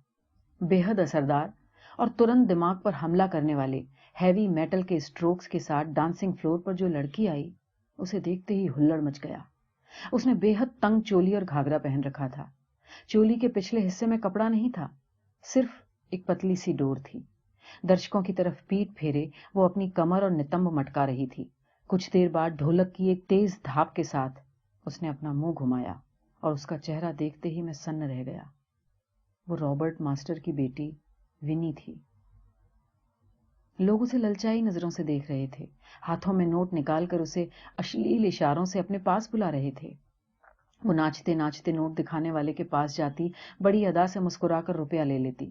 नोट के आदान प्रदान के दौरान दो हाथों के बीच जो एक लिजलिजी सी चीज थी, उसे देखकर मेरे अंदर से एक बहुत तिलमिला देने वाली और बेसंभाल उबकाई उठी। मैं बार से फौरन बाहर निकल आया और भीतर का सारा कुछ सड़क पर उलीच दिया। उस उल्टी के तुरंत बाद मुझे ये समझ में आया कि रॉबर्ट क्यों खुद को चैन से जीने नहीं दे रहा। एक लंबी बातचीत के बाद जब हम कैफे से बाहर निकले, तब दिन करवट बदल रहा था। धूप की पारी समाप्त हो रही थी और शाम के लंबे साए सड़कों पर फैलते जा रहे थे। रॉबर्ट की याद बूढ़े के खुश मिजाजी पर फिर किसी काले साए की तरह छा गई। वो चुपचाप चलता जा रहा था। कुछ देर बाद वो अपने आप में इतना खो गया कि उसे ध्यान ही नहीं रहा कि मैं उसके साथ हूं। चलते चलते वो बीच बीच में कुछ बड़बड़ा भी रहा था। उसकी बड़बड़ाहट मेरी समझ से बाहर थी। साफ जाहिर था कि वो अपने प्रति संसार में चला गया था, एक दूसरी दुनिया में, जिसमें सिर्फ स्मृतियां और काल्पनिक यथार्थ होता है, वर्तमान की ठोस वास्तविकता के एकदम परे। वो पोर्चुगीज चर्च की लंबी पटरी पर बहुत सुस्त कदमों से चल रहा था। मैंने उसे चुपचाप चलने दिया। उससे कोई संवाद करने के बजाय मैं केवल उसकी आकृति को निहारता रहा। उसकी स्वेट की शानदार भूरी पैंट और सफेद शर्ट, और शर्ट के पीछे गैलिस की क्रॉस पट्टी, ब्लैक कैप और कैप के नीचे लहराते सफेद बाल, कंधे पर लटकता चमड़े का बैग, बैग से झांकता सैक्सोफोन का गोल मुंह। उसकी आकृति आज एस्थेटिकली इतनी रिच थी कि बीते हुए कल की चिक्कट कंगाली का कोई आभास ही नहीं था। वो पटरी पार करके बाईं तरफ मुड़ गया। थोड़ी दूर जाकर उसने फूल वाले की दुकान से फूल खरीदे और नजदीक के एक बस स्टॉप की क्यू में खड़ा हो गया। मैंने उससे ये पूछना जरूरी नहीं समझा कि वो कहाँ जाना चाहता है। मैं भी उसके पीछे क्यू में खड़ा हो गया। थोड़ी देर बाद एक बस आई और हम दोनों उसमें फुर्ती से चढ़ गए। 3-4 स्टॉप के बाद हम एक उजाड़ इलाके में उतर गए। बस स्टॉप के ठीक सामने एक सिमेट्री थी। वो सिमेट्री के अंदर दाखिल हुआ और सीधे उस कब्र के सामने जाकर खड़ा हो गया, जिसके सफेद पत्थर पर काले अक्षरों से रॉबर्ट के जन्म और मृत्यु के बीच का अंतराल अंकित था। उसने कंधे से बैग को उतार कर जमीन पर रखा, फूल कब्र के पत्थर पर रख दिए। कुछ देर के मौन के बाद उसने अपने बैग से सैक्सोफोन निकाला और उसके बाद गिफ्ट पैकेट। जब उसने पैकेट पर रैपर खोला तो उसमें से पीटर स्कॉच की बोतल निकली। वो बोतल उसने एक अरसे से संभाल रखी होगी, किसी खास मौके के लिए। बोतल का ढक्कन जब वो खोल रहा था तो मैंने देखा कि चेहरे पर वही कल वाली आक्रामक बेचैनी, बल्कि उसका चिकना और साफ सुथरा चेहरा कल से ज्यादा घातक परिणामों का पूर्व संकेत दे रहा था। ढक्कन खोलने के बाद उसने शराब और सैक्सोफोन को आमने सामने कर दिया और पूरी बोतल सैक्सोफोन में डाल दी। शराब सैक्सोफोन की पतली दुबली रीप में से बहती हुई माउथ पीस से बाहर निकलकर पूरी कब्र पर फैल गई। खाली करने के बाद उसने पूरी ताकत से बोतल सिमेट्री के कोने में उछाल दी। बोतल हवा में लहराती हुई सीधे एक कब्र के सलीब से टकराई और कांच के टूटने बिखरने की आवाज ने सिमेट्री के सन्नाटे को झकझोर दिया। फिर एक पल की खामोशी, और उसके बाद उसने अपने सास को गौर से देखा। इस देखने में एक ऐसी चुनौती थी जो किसी प्रतियोगी की आंखों में अंतिम राउंड के दौरान दिखाई देती है। उसने माउथ पीस को रुमाल से रगड़कर साफ किया और एक लंबी फूंक लगाई जो सैक्सोफोन की देह में अपना काम कर गई। उसने उस फूंक को संभाल कर सिमेट्री के सन्नाटे में आगे बढ़ाया और लय की एक लंबी रेखा खींची। पहले नीचे से हल्के और महीन, फिर ऊपर जाकर चौड़े और वजनदार स्वरों का सीधा फैलाव, जिसमें सम से सम पर लौटने की आवृत्ति मूलक मजबूरी नहीं थी और कहीं पीछे लौटने की गुंजाइश भी नहीं थी। सिर्फ आगे और किसी अज्ञात अंत तक की तरफ बढ़ती हुई अराजकता। न उसे कोई रोक सकता था, न कोई थाम सकता था। कुछ ही देर में मुझे मालूम हो गया कि वो बजा नहीं रहा है, बल्कि कब्रिस्तान में भटकती किसी लय या बीते दिनों के खून खराबे से सनी अपनी यादों से अपने उत्तप्त और क्षुधित फेफड़ों को शांत कर रहा है। मेरे लिए यह जरूरी था कि तुरंत उसे रोक दूं, मगर वो धुन न तो मुझे सुनाने के लिए बजाई जा रही थी, न मैं उसका एकमात्र श्रोता था। मेरे अलावा वहां उस संगीत कॉन्फ्रेंस में कुछ कब्रें थीं, कुछ सलीबें थीं और कुछ उजड़े हुए बूढ़े दरख्त भी थे जो उसके असली श्रोता थे। कुछ देर बाद जब साए लंबाई की आखिरी हद तक पहुंच गए, परिंदे दरख्तों पर वापस लौट आए और अंधेरा आहिस्ता आहिस्ता कायनात को घेरने लगा, तब अचानक बूढ़े ने सैक्सोफोन मुंह पर से हटा दिया। कुछ देर तक वहां सब कुछ थम गया, जैसे किसी छटपटाती हुई चीज ने अभी अभी दम तोड़ा हो। बूढ़ा बहुत तेजी से हाँफ रहा था। उसकी नसें अब तक तनी हुई थीं। वो बड़ी मुश्किल से 4-5 कदम आगे बढ़ा और एक पेड़ के तने से पीठ टिकाकर बैठ गया। मैं उसके नजदीक गया तो उसने मुझे भी अपने पास बैठने का इशारा किया और मैं उसकी बगल में बैठ गया। ये एक बिटनिक धुन थी। सांस संभलने के बाद उसने कहा, रॉबर्ट बिटनिक के खूंखार कारनामों का भक्त था। और तुम? मैंने पूछा। तुम कौन से पंथ के हिमायती हो? मैंने जैज और इंडियन क्लासिकल के बीच का खाली रास्ता चुना था और आज भी उसी रास्ते पर चल रहा हूं। अच्छा, ये रास्ता कहाँ जाकर खत्म होता है? वहीं जहां से वो शुरू होता है। यानी सम से सम पर। तुम्हें इसलिए ऐसा नहीं लगता क्योंकि मेरा साज सेक्सोफोन है और फेफड़ा ठेठ हिंदुस्तानी। मेरा साज जैज के भड़काऊ प्रभावों में आकर कभी कभी बहक जाता है, पर मेरा फेफड़ा उसे पकड़कर फिर वापस कायदे पर ले आता है। लेकिन अभी जो तुम बजा रहे थे उसमें कहीं हिंदुस्तानी कायदे की पकड़ तो नहीं थी? हाँ, उसने स्वीकृति में सिर हिलाया और फिर किसी सोच में पड़ गया। क्या तुम्हें नहीं लगता कि तुम्हारी धुनें कायदे से छुटकारा पाकर किसी गलत रास्ते में अटक गई हैं? उसने एक झटके से मेरी तरफ सिर घुमाया और कुछ आश्चर्य से मुझे देखने लगा। फिर नजरें झुका ली और बहुत संजीदगी से कहा, यह गड़बड़ी रॉबर्ट की मौत के बाद शुरू हुई। मैंने रेल की पटरी पर उसकी लाश देखी थी। उसके दोनों हाथ कट गए थे और एक हाथ को एक कुत्ता उठा ले गया था। उस दृश्य ने मेरी सांस को खरोंच डाला। मेरी फूंक में अब पहले जैसी सिफत नहीं रही। सिफत है, मैंने जोर देकर कहा, उतनी ही जितनी किसी कलाकार के भीतर होनी चाहिए। कोई भी हादसा कलाकार के अंदर की खलिश को खत्म नहीं कर सकता अगर उसके अंदर जरा सी भी ईमानदारी है। ईमानदारी? उसने घूर कर मुझे देखा। हां, जब हम अपनी कमजोरियों का दोष समय पर मढ़ने लगते हैं तब हम किसी और के साथ नहीं, खुद अपने साथ बेईमानी करते हैं। उसने गुस्से से फनफनाते हुए मेरा कॉलर पकड़ लिया। उसके चेहरे से लगा कि अभी वो मुझे एक तमाचा जड़ देगा, मगर अगले ही पल उसका हाथ शिथिल हो गया, जैसे उसके भीतर से कुछ स्खलित हो गया हो। और उस स्खलन में सिर्फ तात्कालिक उत्तेजना का ही नहीं, बल्कि एक पूरी उम्र से अर्जित अकड़कांत था। मुझे अब सांस लेने में तकलीफ होती है। उसने बहुत विवश निगाहों से मुझे देखा। मैं जितनी तेजी से सांस छोड़ता हूं उतनी तेजी से सांस खींच नहीं पाता। अगर तुम खींचते कम हो और छोड़ते ज्यादा हो तो खींची हुई छोटी सांस एक लंबी फूंक के रूप में बाहर कैसे आ जाती है? मैंने आश्चर्य से पूछा। मुझे मालूम नहीं ये कैसे होता है। मुझे सिर्फ ये महसूस होता है कि हर फूंक के साथ मेरे भीतर से कुछ गल कर बाहर बह रहा है। और तब पहली बार मुझे उस पर दया आई। मैं देर तक उसका चेहरा देखता रहा। मुझे तुरंत समझ में आ गया कि उसके भीतर से गल गल कर क्या बह रहा है। मैंने उसके हाथ से सैक्सोफोन ले लिया। कुछ दिनों तक इसे मत बजाओ, केवल लंबी सांसें लो, अपने आप को पूरा समेटकर अपनी मैग्नेटिविटी को बढ़ाओ। फिर तुम देखना, सब कुछ वापस भीतर आ जाएगा। जो कुछ गल कर बह गया है रिकवर हो जाएगा। तुम कोशिश तो करो। मैं तुम्हारी मदद करूंगा इसमें। मैं किसी भी तरह की मदद से बाहर हो गया हूं और अब मैं कुछ भी हासिल नहीं करना चाहता। क्या चाहते हो तुम? उसका स्वर जरा ऊंचा हो गया। मैं देखना चाहता हूं कि क्या देखना चाहते हो? यही कि मैं कैसे दम तोड़ता हूं, कैसे मेरे मुंह से खून की उल्टी होती है? नहीं, मैं देखना चाहता हूं कि तुम सैक्सोफोन बजा सकते हो कि नहीं। अभी तक तो वो तुम्हें बजा रहा था। उसकी भौहें फिर से तन गईं। चुनौतीपूर्ण आंखों से कुछ देर तक वो मुझे देखता रहा और फिर मेरे चेहरे से नजरें हटाकर सैक्सोफोन पर उसने निगाह डाली।